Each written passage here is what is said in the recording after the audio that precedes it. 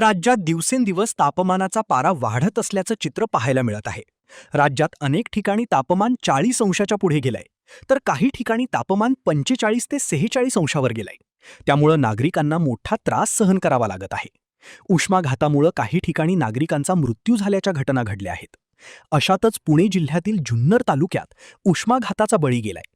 शेतात काम करताना कष्टकरी महिलेचा दुर्दैवी मृत्यू झालाय. पुणे जिल्ह्यातील जुन्नर तालुक्यात उष्णतेचा वाढता तडाखा आता जीवघेणा ठरत असल्याचं समोर आलं आहे. निमगाव सावा येथे शेतात काम करत असताना एका कष्टकरी महिलेचा उष्माघाताने मृत्यू झाल्याची धक्कादायक घटना घडली आहे. जुन्नर तालुक्यातील निमगाव सावा गावमाळा परिसरातील रुपाली गाडगे या आज सकाळच्या सुमारास शेतात खुरपणीचे काम करत होत्या. याच वेळी अचानक त्यांना उष्माघाताचा त्रास झाला आणि त्यांची प्रकृती झपाट्याने खालावली. घटनेनंतर स्थानिकांनी तातडीने मदतीचा प्रयत्न केला, मात्र उपचारापूर्वीच त्यांचा मृत्यू झाला. हे पाहता उष्माघाताने त्यांचा जीव गेल्याचं बोललं जात आहे. या घटनेमुळे संपूर्ण परिसरात हळहळ व्यक्त केली जात आहे.